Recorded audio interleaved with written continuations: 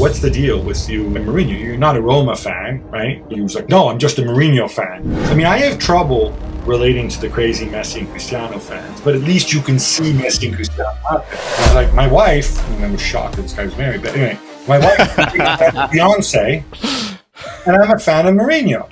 The way I see football is you support the team. You are a fan of an institution. How valuable are you to Manchester United? So in reality, you're not that important to the club. Hello everyone, and a warm welcome to another episode of the What's Going On podcast. It's me, Jacob, talking. I'm here with Chua today. How you doing? I'm good, mate. Pleasant to be joined by Gabriele Marcotti, one of the biggest names in football journalism. Exactly, because we're not alone today. Welcome, Gab. Hi, Jacob. Hi, Chua. Delighted to be able to join you. Yeah, we're delighted to have you on. It's an honor to have you on our show. Been really exciting. And we're super excited to talk to you too. So you say that to every single podcast guest you have. But it's cool, interviewing a guy who I've seen, so many times on ESPN FC, on TV, on Twitter, and so on. So it's honestly an honor having you here. It's my pleasure, boys. So yeah, Gab, I was wondering to start us off, if you could tell us a bit about your journey so far and your current role at ESPN FC and in general what you're doing. My personal journey, So I'm Italian. I was actually born literally across the street from San Siro. Wow. And my dad, because of his job, tended to be posted different places around the world. So I had a bit of an unusual upbringing. I left Milan when I was 3. I lived in Chicago. I lived in Poland. I lived in Germany. Lived in New York. Lived in Tokyo. And I finished school in London, where I'm based now. And then I went to university in the United States. And then to grad school in the United States. And then around that time, and so much of this job, probably so much of life, is about being lucky and being kind of things happening to you at the right time. So just after I finished grad school at Columbia University, it was the Atlanta Olympics. So I went down there to cover the Olympics. Met a bunch of people, and it was also, of course, 96. It was also the summer of Bosman, when so many things changed in football around Europe. And so then what happened, my girlfriend at the time, who's now my wife, said, I really want to go live in London. So I said, all right, well, all these footballers are coming to the Premier League, many of them from Italy, or from Serie A anyway. Let's go and let's give it a shot. Let's go and start their freelancing. So that's what I did. It also happened to coincide with the development of mobile phones. And back then, obviously everybody had one, like now, but the difference is back then, like you really just used it to call people. And back then it was still kind of a novelty. So like professional footballers, you could just call them up and they would actually answer the phone and have a conversation with you, which I guarantee you doesn't happen today unless you know them. So I just started there, and I guess one of the biggest things in 2003, I became the European or the world football columnist for the Times, replacing Simon Cooper, who is a good friend and an excellent football journalist. Did that for a long time. 2012, I started working for ESPN, and then I kind of moved full-time to ESPN in 2015, I want to say. And now for ESPN, I write a column twice a week. I appear on the FC show, and I do a show with Julian Lawrence, the Gab and Jules show, which goes out as a podcast, goes out on YouTube, goes out on different ESPN channels, different ESPN territories around the world, where we kind of just talk about football and what happened in the previous days for an hour or so. Yeah, similar to us actually. Yeah. Sound like a dream to do this for a living. But can you describe a little bit of how life is if you work as a football journalist? how does a regular day look for you, and also a regular week? It may be hard to tell, but can you describe a little how Yeah. how So no. So during the season, and look, I think this is going to be different for different people, right? So what I do is I'm a columnist. I give opinion. I give analysis. It's going to be very different for somebody who say covers Real Madrid or Manchester United. There's pros and cons to it. If you cover one team, obviously you go more in depth on that, and you're fully focused on that. You may not know what's going on elsewhere. I have the luxury of looking at things more broadly, but equally what it means is that every weekend there's maybe 11 or 12 clubs around Europe, and it's the ones you can imagine, the big six in England: Real Madrid, Barcelona, Atleti, Bayern, Juventus, Milan, Inter, Borussia Dortmund, and Paris Saint-Germain.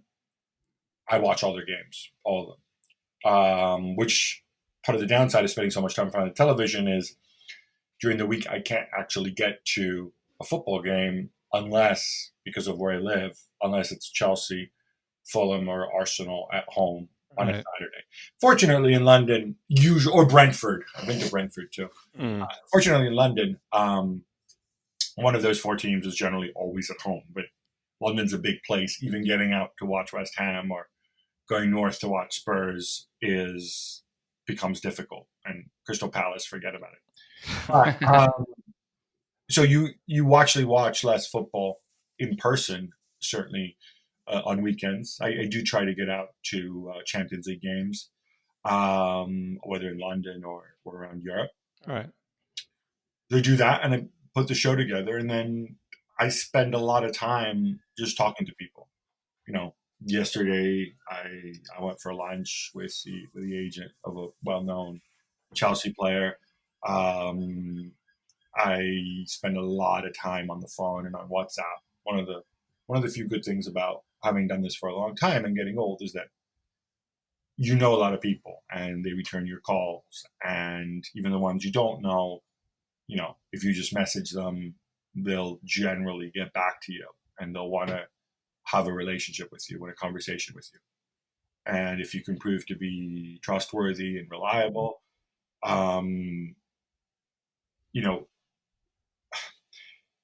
you can kind of get to what is going on. You can kind of generally get to the truth or some semblance of the truth. I know you do that a lot by speaking to people on background, speaking to people confidentially, because these are such public figures, especially club officials and coaches, that they're not going to say stuff on the record unless they really have something to say, right? That they want out there. So generally, that's what a big chunk of my time is spent doing. Wow, that's really cool to hear. What do you like most about it? That question's come and gone over the years. It's been different. Fundamentally, philosophically, what I like most about football and about doing this job is I like that people care about football. And I like the fact that it's a diversion, right? I used to say when you pick up a newspaper, but I don't think anybody does that anymore. But when you look at the news, right?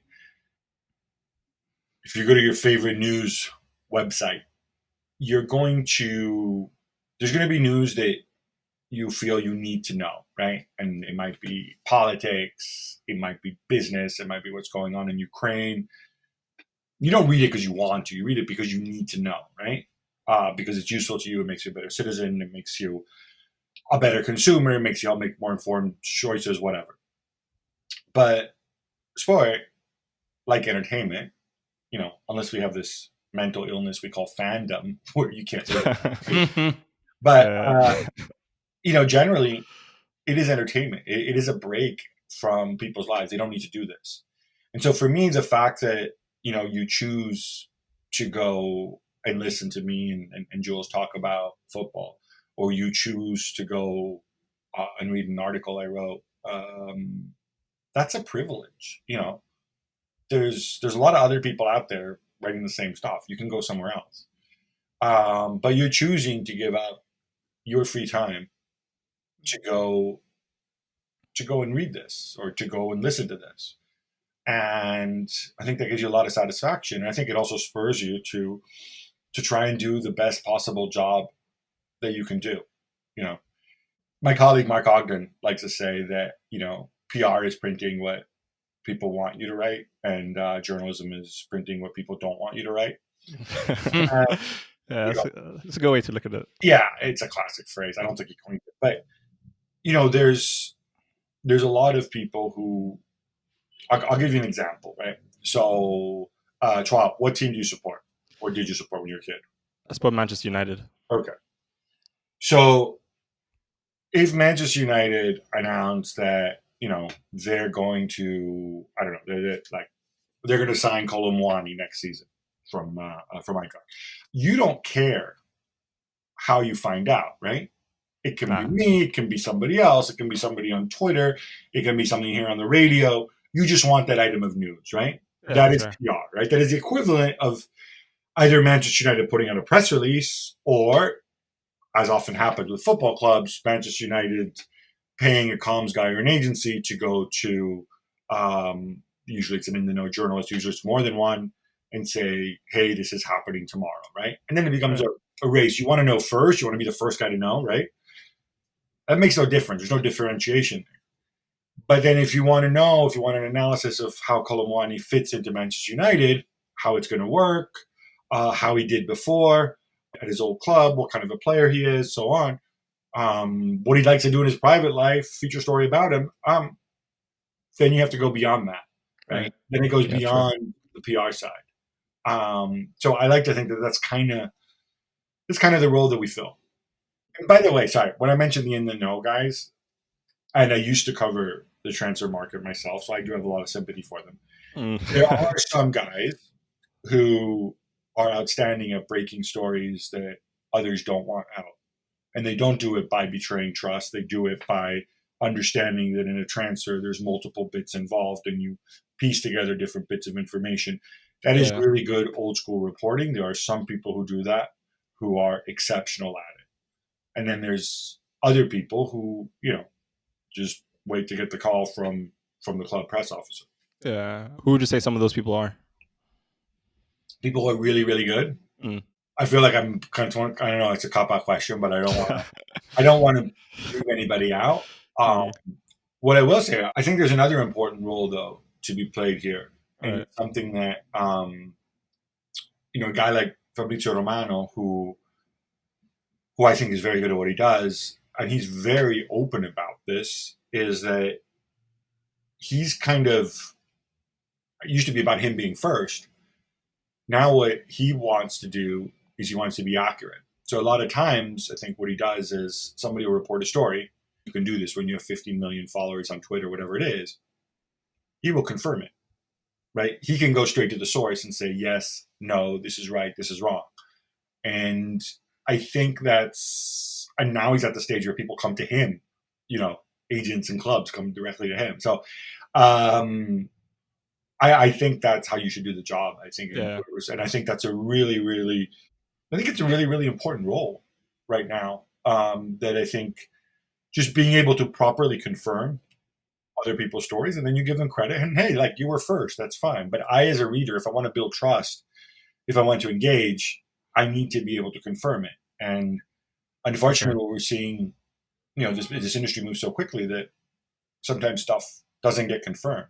Or you get like the kind of like the double boomerang conversation. This used to happen more, but it still happens today, right? Where over here, the Daily Mail will write that, Manchester United are on the verge of signing Colomwani, and then Eintracht Frankfurt, a paper in Germany, will come out and say, we'll see the story, pick it up, do some cursory reporting, but then be like,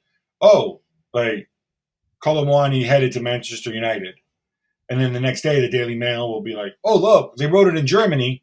Okay, it must be true, right? Like confirmation that, and used to happen a lot more, but it's still like there is a lot of that going on. So having people who do the reporting, who go and confirm the story, I think is really important. By the way, I'm not picking on the Daily Mail. I see that. They have excellent people as well. But I think they do a good job actually. I think there's another role media can do, because ultimately people are obsessed with transfers, is put the source, right? And the Daily Mail do that. So Daily Mail, I'm not picking on you. I used to freelance at the Daily Mail years ago. But, you can make up your own mind. When you look and you have the headline of the story, and then they'll be like, according to such and such paper, such and such website, you develop some savvy about, all right, who is that website or that paper? Who are they close to? How reliable are they likely to be on this story? Do I need to pursue it? Where is the story likely to come from? I don't think, contrary to what people may think, I don't think media make things up. It's just that sometimes what happens is they don't go and check whether something is accurate, or they take they allow themselves sometimes to be manipulated, and sometimes they take half snippets as good. Right. And you mentioned finding the balance between accuracy and speed, which is naturally a challenge in your profession. But as a seasoned journalist, what would you say in general are some of the biggest challenges you guys face? Like, are there any trends or issues that you find particularly concerning? I mean, it's not a challenge for me because I don't really do news anymore, right? So I don't have that. I don't have to make those big decisions. I'm not an editor. I don't have to make those big decisions about accuracy versus speed. And I'm grateful for that. I remember when I worked for the Times, the credo there was, we're the Times. We don't need to be first. We just need to be right. And we don't need to be the ones giving you the what. We want to be the ones giving you the why, right? To have that understanding of it. I think one of the things that I'm really fascinated with, and I was going to write a piece about this, is obviously social media has changed a lot of things, and you become very aware about how fans in different parts of the world sort of process the club. And you as a United fan, you'll appreciate this, right?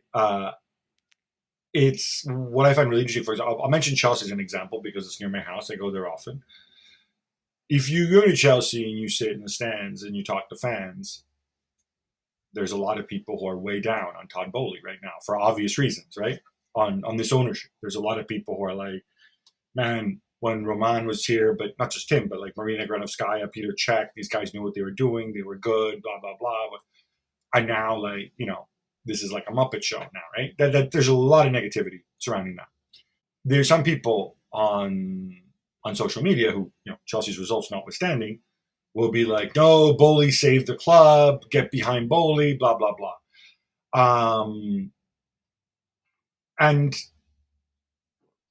I think there's often a tension between the local fan, the local match-going fan, and not tension in the sense they disagree, and the fan who experiences it from afar, the fan who experiences it via television, by news groups, by a social, only that. I think there's two different experiences, and I think how clubs relate to the two sets of fans, I think is going to be sort of an increasing topic for them to deal with.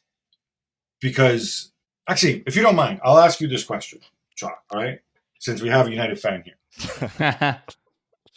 So people always talk about global markets, commercial opportunities, lucrative Asian markets, all this stuff, right? Yeah. And then you dive into actually like a club's business, and you realize that, and United might be somewhat of an exception because they have a great commercial operation, but you kind of realize that like they actually make most of their money locally. So if you don't mind, I'm just going to ask you now, I'm curious, how valuable are you to Manchester United compared to, Joe Bloggs who lives in Stockport and is a season ticket holder at Old Trafford, right? So Let me ask you this, right? Do you go to Old Trafford? Have you been to Old Trafford this year? I have not. No. Okay. Have you bought any official kit from the club store? I have. I have the season's kit. Is that all you bought? How much do you think you've spent this season on official Manchester United gear? On official United gear? I've probably spent, I'd say maybe around 100 pounds, 100 £100. euros, Okay. something like that. So not as much as Joe from Stockport. Yeah, well, this is what I'm driving at, right? I mean, I don't know, but in Sweden, are Manchester United on pay television? Do you pay? Yeah, they are. Yeah. They are. Yeah. Okay. And how much do you pay monthly for that subscription? Probably around 40 pounds. Okay. 40 pounds a month for Premier League, Champions League, and all So of with that. that £40, obviously it's not £40 a month or £480 a year that goes to Manchester United. Yeah, no, It all gets divided up amongst all the different sports that they show and the Champions League, and it gets divided up. I'm guessing of the £480 that, again, I don't know what the TV deal is in Scandinavia, but I'm guessing if United get maybe £2 or £3 out of that, they're probably doing well. Probably, yeah. Yeah. So we're at £102. And by the way, if you bought the official kit, as you probably know, it's not like United get £100. It's Adidas. Yeah, they have an upfront thing. They'll get a royalty. So in reality, you're not that important to the club. Do United have sponsorship deals in Sweden? Like, is somebody like, we're the official beer of Manchester United in Sweden? Do they have any deals like that you know of? Nothing I know of. Yeah. So there's nothing local, right, in Sweden? No. It's also like in Sweden, Manchester United are not that big as it is in, for example, Norway. I don't know 100%, but I could imagine that they've done something like that in Norway. I'm still imagining Manchester United are probably one of the top 5 non-Swedish clubs, right? Yeah. Okay. Yeah. I would say that. But what I'm saying is, if it's like that for Sweden, for Manchester United, right, who are one of the 2 or 3 biggest clubs in the world, can you imagine what it's like for other clubs?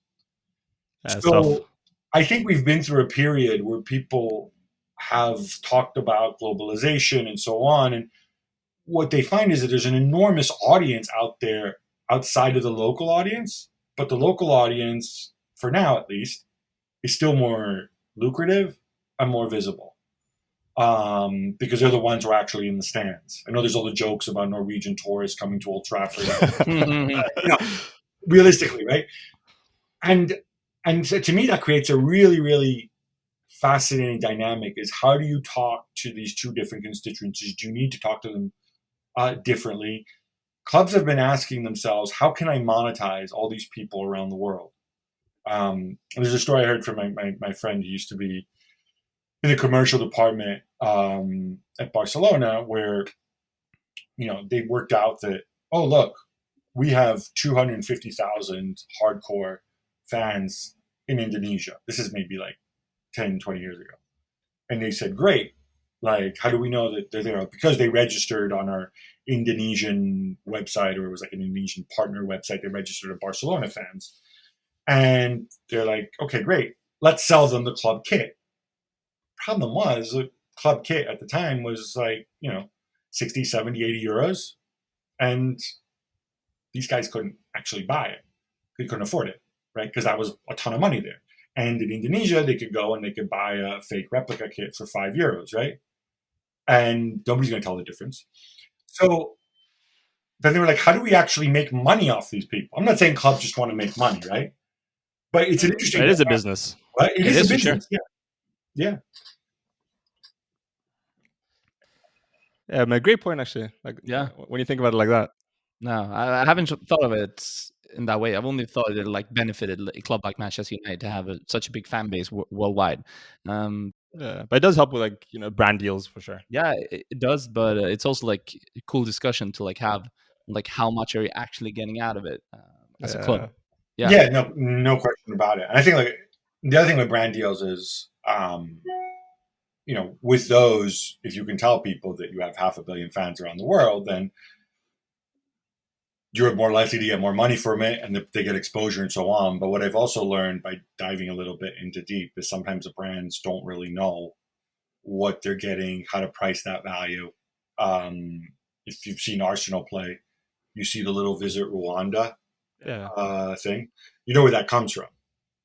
So the president of Rwanda, Paul Kagame, is a massive Arsenal fan. You can find tweets of his going back to like 2008, talking about Wenger, I don't know, Martin Keown or whatever, right? So the Rwanda Tourist Board does a deal with Arsenal. Now, I don't know how much they pay. There's nothing wrong from Arsenal's perspective. I do wonder if he'd been a Real Madrid fan or if he'd been a Manchester United fan, whether that deal would be with a different club, right? There's a lot of that going on as well. Yeah. Yeah, for sure. And even like with the Spotify founder wanting to buy Arsenal because he's an Arsenal fan, so you do see the team you support does play quite a role, it seems. Yeah, with sponsorships and purchasing of clubs. Yeah, that's for sure. That's for sure. Going back a little bit back to like journalism, what would you say are like the key factors today in order to be a top journalist with everything going on in social media and digitalization, which is also a challenge? What are your thoughts about it? I think one of the obvious ways the system's changed is you have to be able to work across different media. When I'm so old that when I actually started out, we had email and we had the web, but it was kind of in its infancy, right? So if you were a newspaper journalist, and that was really where the majority of football journalists were, it was a case of you would file your story, you would write a story, you would collect information during the day, file your story by the deadline, and then that was it, right? There was no alternate narrative, there's no more news cycle until the next day. And I think you can't do that today, right? Today, you're constantly updating what you produce because stories break and evolve. And you have to appear in different media. You have to appear on radio, you have to appear on television, you have to appear online. So you don't have to have a presence on social, but it certainly helps you to do that. I think those are massive changes. Another massive change, at least on the business side, about how the job is done is WhatsApp. Because I know other people use other messaging apps, but that once you have your group of contacts, it's just so fast. It's so versatile, this kind of messaging, that you can generally know if they've read your message or not. Although, of course, there's a way to not make it turn blue or whatever. But it means you're on call a lot more. But it also gives you a lot more access. And I think it's harder to hide. It's before people would read one paper, and so if you write a story for a newspaper and you write a load of nonsense, but it's really not that important, your readers wouldn't really know unless they read multiple newspapers. But most of them probably wouldn't, because who other than weirdos and journalists buys 3 or 4 newspapers? There's no comparison in social media. You know what I'm saying? Like, Yeah. It was much. Now I think it's harder. It's harder to bullshit. It's it's more difficult. People will call you out if you say stuff that's incorrect, or if you're for sure astray. Yeah, there's so many more sources out there. And actually, on that point, people calling out and so on, today with social media, there's naturally a lot of abuse and so on, right, from lots of social media trolls. How do you deal with those? So the ones that bug me are the guys with zero, 2 followers, and then the name and it's a bunch of numbers. Yeah. No picture, just like a cartoon. Or they're everywhere. I mean, I think in my experience, most people, and others will disagree with me, and others have had really bad experiences, especially women have really, really been treated very badly online. So I don't want to make light of this. In general, if you respond to somebody, sometimes they can be civil and you can have a conversation and you can agree to disagree. But you also run into other people who just see the world differently. You also run into other people who are just like idiots and sitting there banging on their thing. But then there's other people who really see the world differently. I had this long back and forth with this guy. I think he was either in India or the Gulf, and it was over Jose Mourinho, right? And whatever, I think it was when Roma had lost 6-1 to Bodo Glimt conference last year, and Mourinho came up with stupid excuses and whatever, and so he pointed out that, look, you're at Roma, you made the team spend a lot of money, you're saying, I think what it was is he said that his players weren't good enough, whereas, last year the year before they'd reached the Europa League semifinal or final or whatever. So this guy got engaged and he was quite vicious at the beginning, and then we kind of argued and so on. And ultimately I said, like, what's the deal with you and Mourinho? You're not a Roma fan, right? Like, are you? Like, no, I'm just a Mourinho fan. I'm a fan of, we were the Spurs, United, Chelsea. Like, I just support him wherever he goes. Right. And that's not something I can relate with. I mean, I have trouble relating to the crazy Messi and Cristiano fans, but at least you can see Messi and Cristiano out there. This idea of being a fan of a guy who, is a coach. Yeah, I know you mean. Yeah. There's too many of them. And when he says, like, for me, it's normal. Like, and he says, like, he's like, it was like my wife, and I was shocked that this guy was married, but anyway, like, my wife is Beyonce, and I'm a fan of Mourinho.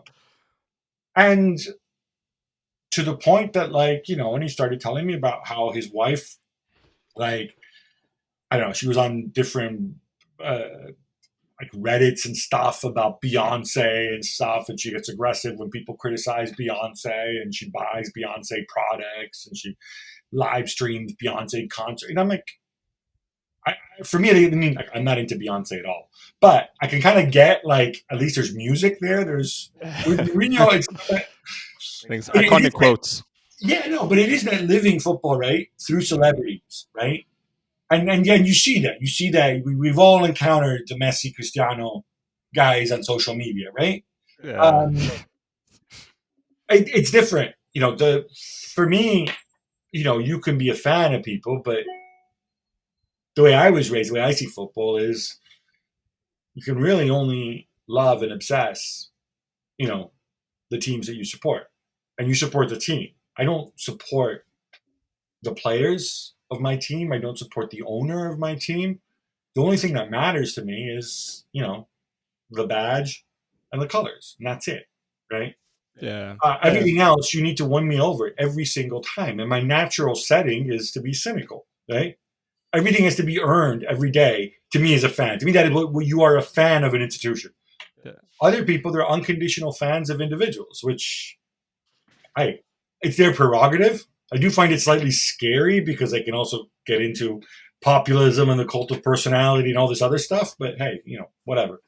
Yeah, it is something you see in, like, smaller countries often who have a star player, like Zlatan Ibrahimovic, for example. Yeah. A lot of fans, a lot of Swedish people became fans of Inter Milan, AC Milan, Juventus, Manchester United. One of them. I follow Zlatan in every club he played, and I actually fell in love with one of the clubs he played for, AC Milan.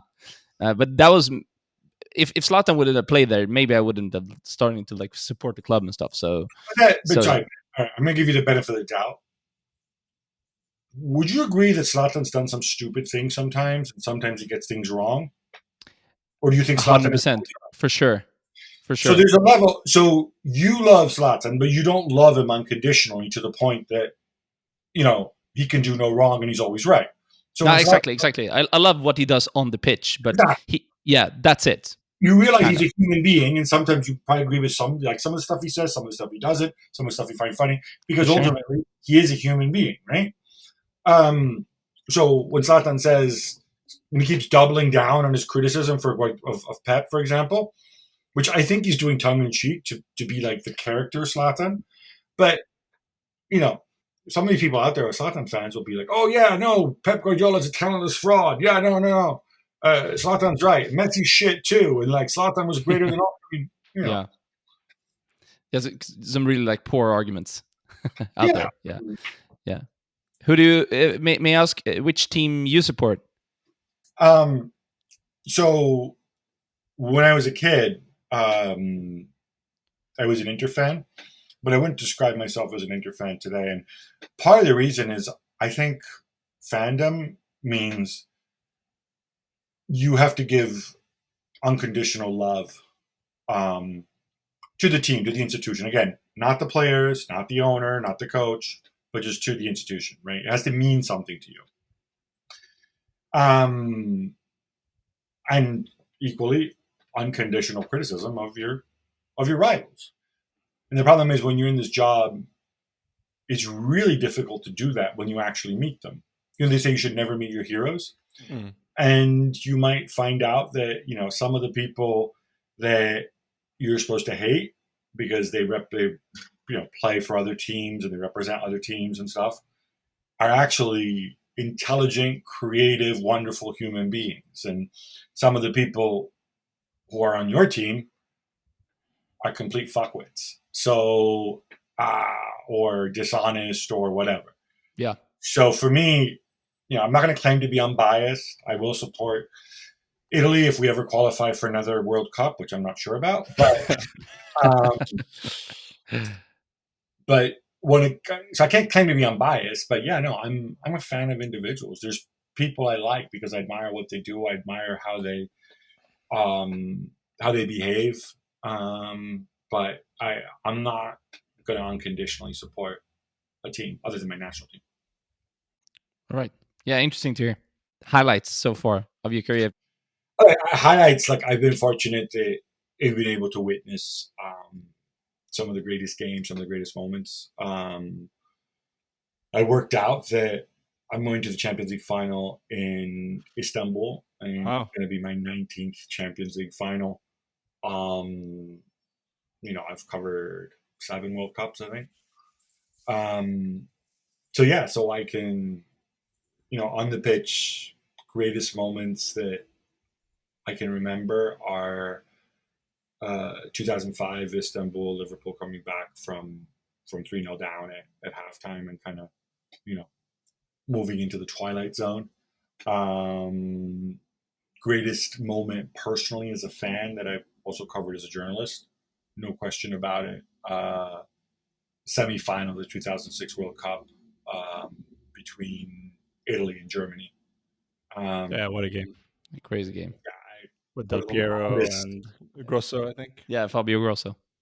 Yeah, it's one of the loudest atmospheres I've ever, to be able to beat Germany in Germany. And I know, and I say this, I used to live in Germany.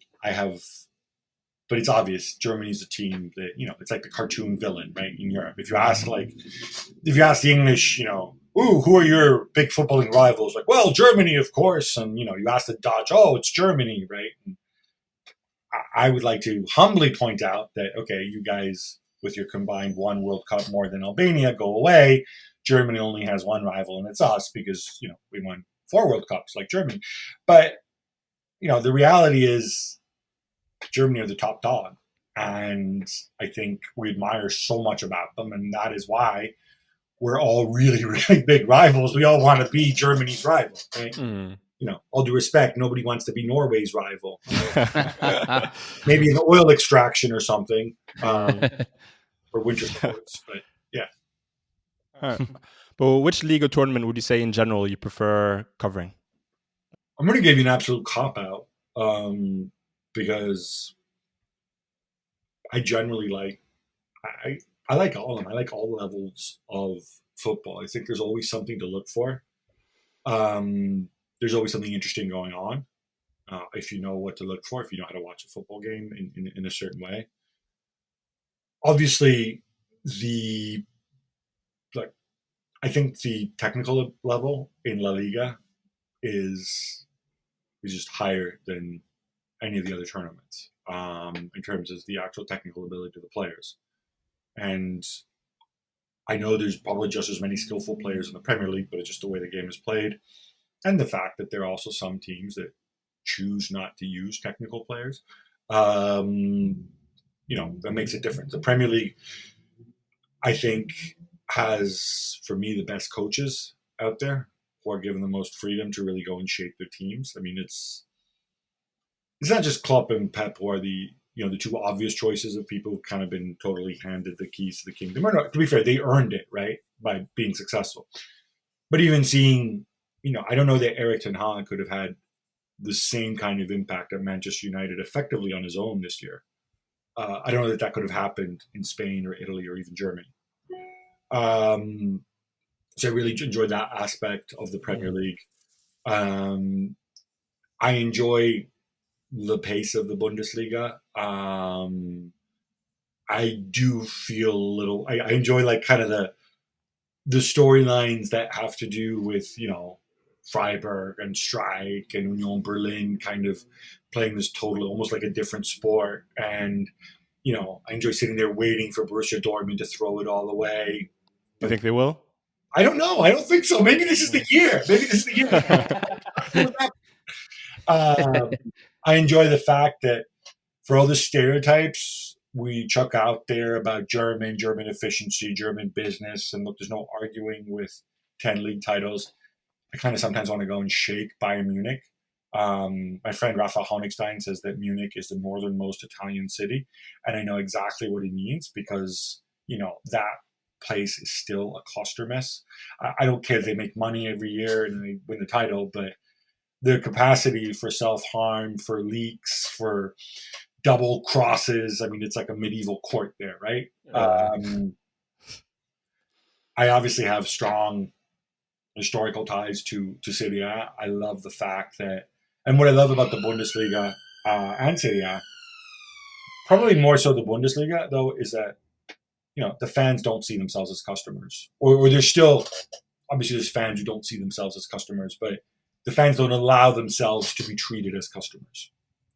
I think that's important. To me, football clubs are not just businesses. To me, they're social trusts, they're public trusts. And I think that's important. That's an important part of the conversation. Still very much so in Germany, in Italy less so. And like Jose Mourinho, who am I to argue with him? And I don't want to upset my friend on social media. He says it's the toughest league.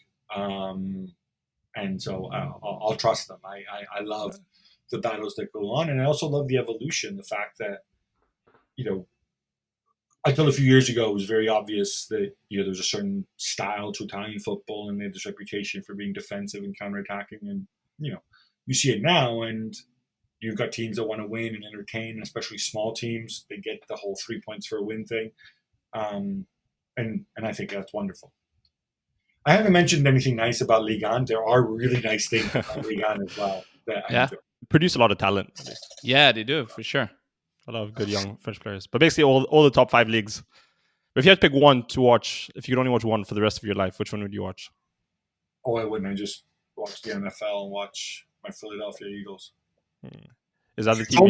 If you told me to go and watch one league, I'd rather watch nothing. Honestly, yeah? I love watching. I mean, I love watching the contrast. I love watching the different styles.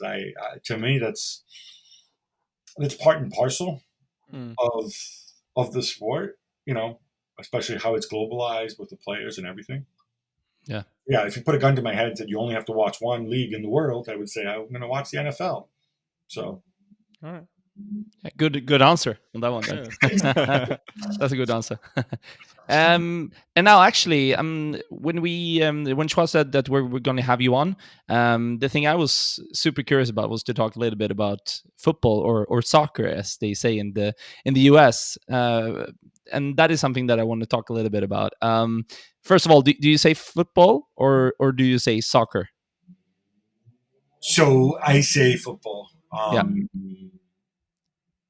But if I am talking in a context where the people understand a different kind of people understand American football as football, I would have no trouble saying soccer. I do have a personal grudge and an entrenched hatred towards a type of person, which often exists actually in the US, who are fans of football as we know it in Europe and South America. And they're the people who correct you and say, it's football, not soccer.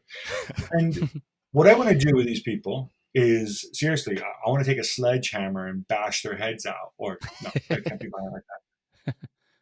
I want them to learn the history of the word. Because I want them to, you know, realize that Sir Matt Busby, who did more for the sport in England, in this country, than almost anybody.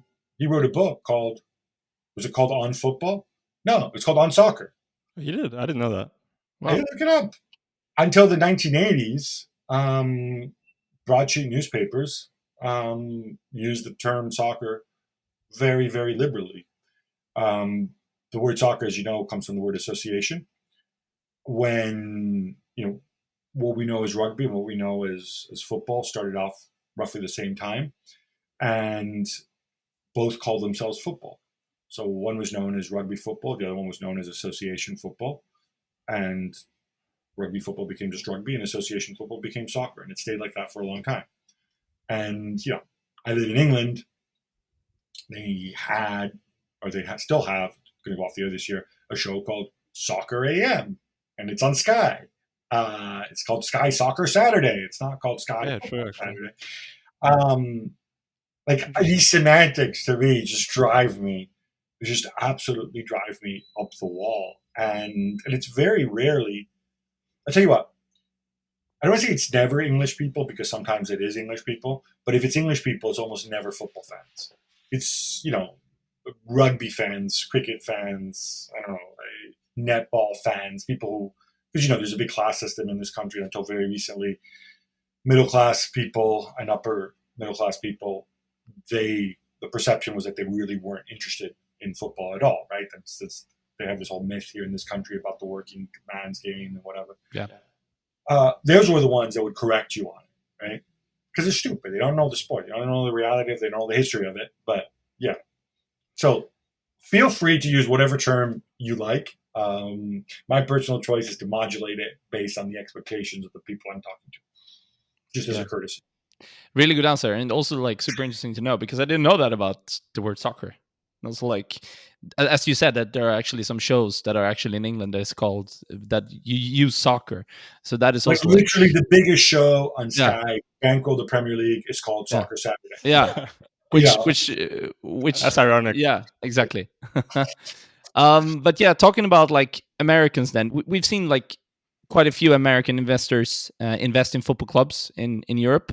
Why do you think they see this as a big and a good opportunity for them to invest their money, instead of maybe investing in NBA clubs or NFL clubs or NHL clubs? What is your take on it?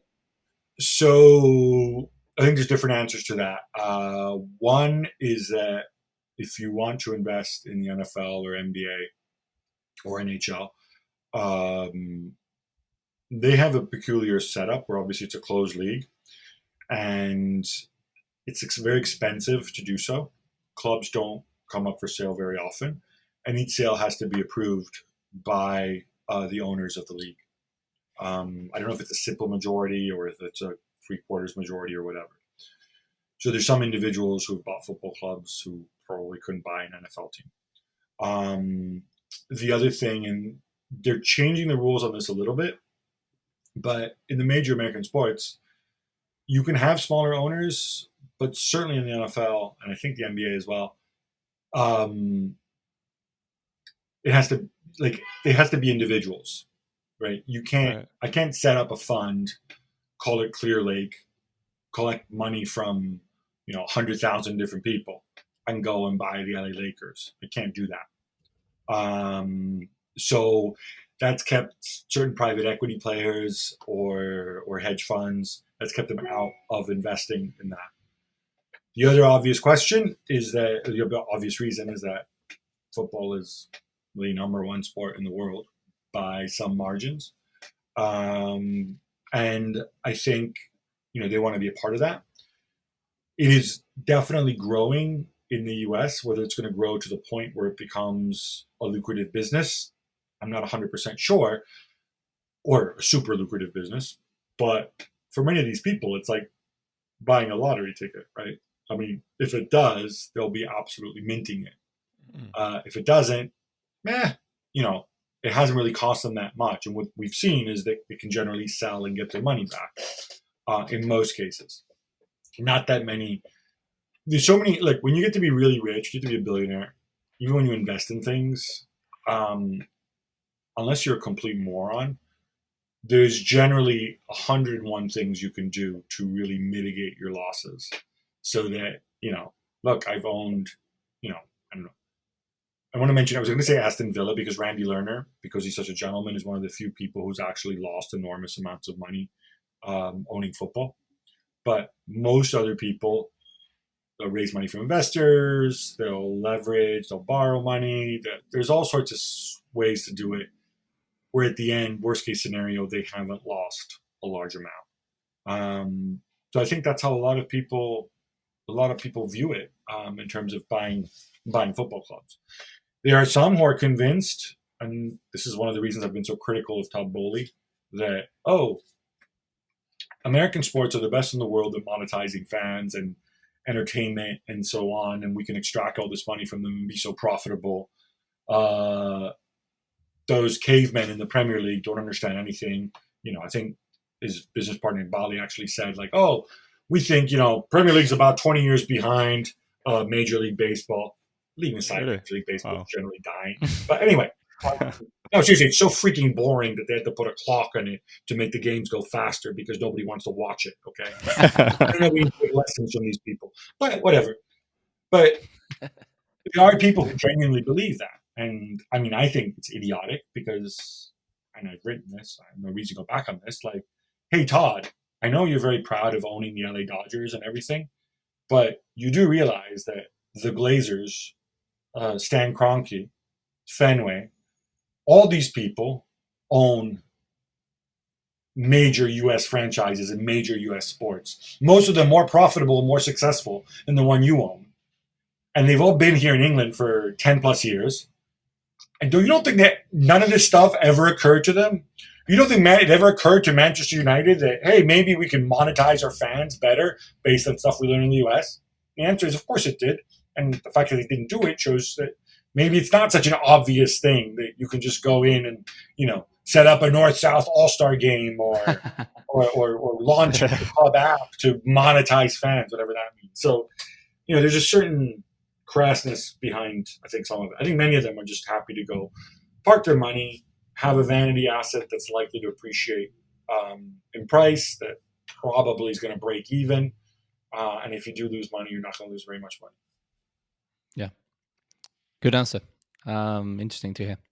And talking about what's going on the pitch then, like, what are your thoughts on the U.S. men's national team? Because they got quite a talented group with a good potential. Do you think that they can achieve something big actually in the World Cup 2026, or is it too early for this young generation to actually be able to perform something in a big tournament? I don't know if you're being polite, but I'm genuinely asking, right? You said it's a talent. Who do you support, Jacob? I'm a supporter, of course, Sweden, and AIK is my club. It's a local club in Sweden. But otherwise, it's Milan, and in England, it's Manchester United. But I would say Milan and AIK, I would say. Okay. How many U.S. men's national team players do you think could get into the Manchester United side? They need a striker. So Balogun could definitely be a name for them. Maybe not a starting option, but he could be a small player. I'm assuming you wouldn't choose Balogun over Martial, with all due respect to Balogun right now. Maybe not. That's true. But there's some, Musa.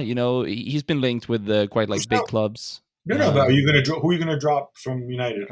And no one in the US is starting at United. Okay, so look, if you want to set the bar, the reason I'm messing with you, right? Yeah, it's a good one. We can take Milan as well if you want. Yeah, and you can do the same argument there. When everybody's fit at Milan, I'm not having Tyler Adams over Sandro Tonali, or much as I love Yunus Musa, who, as you know, is eligible to play for Italy. Yeah, is he better than Benacer? I don't know. I would take Tim Weah over Junior Messias or Selemakers for sure at the right wing. Yeah, I think my wingers would be Leao and Pulisic. Personally. Yeah, Pulisic. Yeah, that's true. That's true. So I guess what I'm driving at is it's a very young team. I have the privilege of knowing Greg Berhalter, who of course was the coach the World Cup a little bit. I think they were building towards something. I think it's a shame that it appears certain now that he's gone. I think they were really let down by what happened with Gio Reyna. When I look around and I look, who's actually super talented, Pulisic and Reyna are super talented. I don't know that anybody else is. It doesn't mean they can't form a good unit, but the super talented guys are two of them. And one of them, Pulisic, is a little bit odd, but is very good when he's fit, and he's often injured. The other guy, Gio Reyna, I think burned a lot of bridges with what happened in Qatar. He's, it's not like he's 17 anymore, right? We're talking about Borussia Dortmund possibly winning the title. I know he's come on, played a few minutes here and there, scored some big goals, but he's not fit. He's not regular. He's not a big part of the success. I think there's a lot to fix there. And they're going to need other people to come through and step in, Serginho Dest is an unquestioned starter for the U.S. men's national team. Can't get a game at Milan. He played like twice. It was terrible. I have no idea what happened to him when they sent him back to Barcelona. And, I don't know what Barcelona are going to figure out because obviously Barcelona have a lot of things to deal with. When you go through it, you've got a lot of guys who are good. I don't want to use the cliche, good, honest pros. But, that value add isn't necessarily there. And I think also they also have another issue, which is, and Berhalter said this many times. He said, it's great when we've got guys who are, playing regularly for top teams, or even if they're often on the bench, they're training with top players. And I agree with him. That's really, really important. The problem is, by that metric, right now, it's not happening because I have no idea what's going on with Reyna. Pulisic is either, just playing a little bit, a few minutes here and there, or he's injured. The other guys are getting relegated with Leeds United. Tim Ream's like 37 years old. The other guy, the guy with the ponytail, Walker Zimmerman, or when he's still in MLS, I don't know with him. Your goalkeeper is a reserve at Arsenal. You put all these things together, there's a lot of things that need to fall into place. I think they have the time to do it, and it is a young team, and they can grow together. And they're going to have to deal with the other thing that, when 2026 rolls around in the U.S., the mainstream media are going to get involved, and they don't know about football. They think the U.S. men are as good as the U.S. women in terms of winning things. So, they win a couple games, they'll start talking, well, what do you think? Semi-final? No, I think they can win it all. That insulates them from putting that, kind of tremendous pressure on them. Yeah, that's true. So I think it's going to take a while. Or rather, look, I don't say it's going to take a while because the World Cup, it's 7 games. If you get to the final, anything can happen. But it's going to be difficult. A lot of stars will have to align, I think, for the U.S. to have a meaningful tournament in 2026. And a lot of things are going to have to turn themselves around. And I think it's a really, really big job for anybody out there. It's a huge challenge. Yeah, I agree. Hopefully they can develop. There's still a few years to go, and if they get a good coach and stuff. So yeah, but I agree with you. There's still there's a hype around the team, which is maybe not 100% makes sense. So I agree with you what you say. Troy, would you take Balogun over Martial? Or even over Weghorst? I have to be honest, I haven't actually watched him. But the fact that Arsenal haven't, taken him back, I feel like they should have taken him back in January if he's that good. Yeah. You know what I mean? That is true. I probably you wouldn't take Pulisic over Rashford. Yeah? No chance. No chance. Would you take Musa over Bruno? Who, sorry? Would you take Yunus Musa over Bruno? And no chance. The only potential one would maybe be Balogun, just because of United's problems up front. But I mean, this summer we're going to get Harry Kane or Osimhen or someone like that. So it's a different level. Yeah. Yeah, but that was actually it that we had to talk about U.S. soccer, and those were actually questions we had. So sorry if we stepped over the time a little bit. It was super interesting to talk to you. Absolute pleasure having you on the show. No, thank you. Thanks for having me on. I invite everybody out there, in addition to listening to the What's Going On podcast, to, if you don't already, check out Gab and Jules. Check out our podcast. We're also on YouTube, as you know. So I have to plug my own stuff. It's a great show, by the way, Gab and Jules. So guys, listen to it. Yeah, and also ESPN FC on YouTube to follow them. This Yes. class content there, which you also appear sometimes. So that's also a great advice for our followers. Yeah. Thanks. Yeah, but so fun to have you on, Gab. And Great. Yeah. Enjoyed it. yeah, Thanks, guys. take care. Have a good day. Good one. Take Bye, care. man.